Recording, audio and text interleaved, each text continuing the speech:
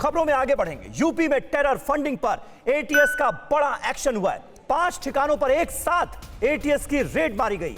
Terror funding के Rohingya link की भी जांच की जा रही।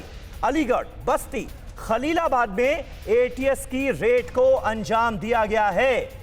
ये इस वक्त की ताजा अपडेट आ रही है।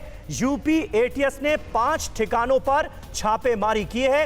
अलीगढ़, बस्ती, खलीलाबाद में भी एटीएस की रेड की गई है। और सबसे खास और अहम बात यह कि एक साथ एटीएस की इस रेड को अंजाम दिया गया और टेरर फंडिंग के रोहिंग्या लिंक की जांच कर रही है एटीएस, जिसने 5 ठिकानों पर रेड मारी।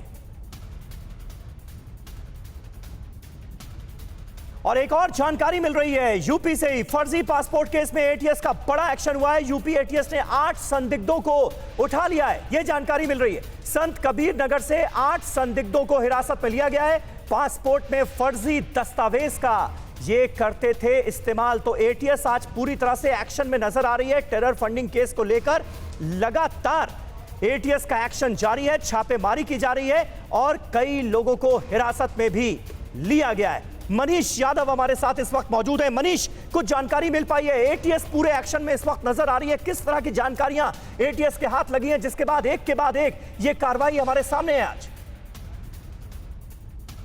देखिए समीर, अभी 1.5 हफ्ता बीता हुआ कि गोरखपुर में टेरर फंडिंग का लिंक तलाश रही थी। मोबाइल शॉप में छापामारी की थी एटीएस की टीम ने और अब 5 ठिकाने, जिसमें मुंबई, हैदराबाद के अलावा यूपी की 3 लोकेशन, अलीगढ़, संत कबीर नगर का खलीलाबाद और बस्ती, ये 3 शहर शामिल हैं जहां पर एटीएस की रेड पड़ी है। बस्ती से 2 लोगों को हिरासत में लिया गया है और 8 लोगों को संत कबीर नगर, खलीलाबाद से हिरासत में लिया गया है। एक व्यक्ति अब्दुल मन्नान, जो कि जेई संविदा पद पर जेई में तैनात है, उसको भी हिरासत में लिया गया है। ये सभी 7 लोग फर्जी पासपोर्ट बनाने का कारोबार करते थे, ये जानकारी सामने आ रही है। और बस्ती में आईआरसीटीसी की जो फर्जी वेबसाइट बनाकर टेरर फंडिंग का कनेक्शन बीते साल सामने आया था, उसके संबंध में ये एटीएस की छापेमारी है।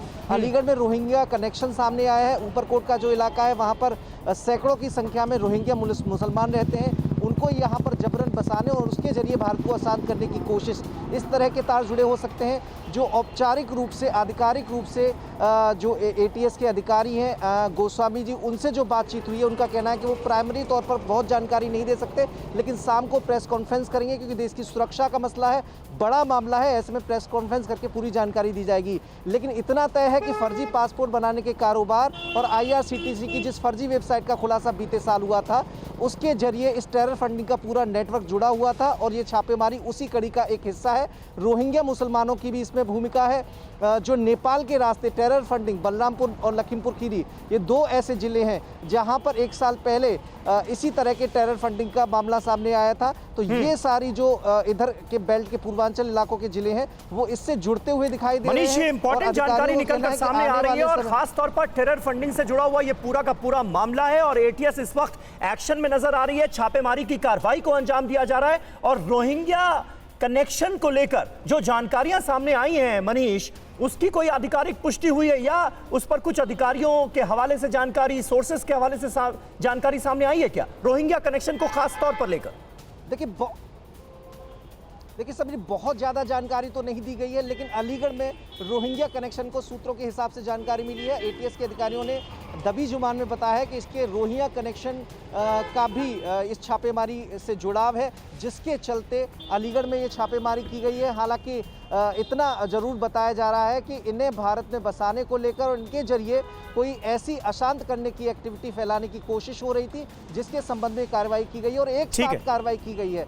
कई लोगों को हिरासत में लिया गया है, उनसे पूछताछ की जा रही है समीर, उनसे कुछ और इनपुट मिलेगा, जिसके बाद और भी कार्रवाई यूपी के और सही बात है। बिल्कुल मनीष, आप बिल्कुल सही कह रहे हैं। नजर बनाए रखिए, आने वाले वक्त में और कई अहम जानकारियां हाथ लग सकती हैं और एटीएस के हाथ जरूर कुछ ना कुछ पुख्ता लगा है, तभी इस तरह से लगातार एक के बाद एक रेड मारी गई है कई ठिकानों पर और कई लोगों को हिरासत में भी लिया गया है। रोहिंग्या कनेक्शन भी सामने आ रहा है टेरर फंडिंग से जुड़ा। इस पर हमारी आगे भी रहेगी नजर।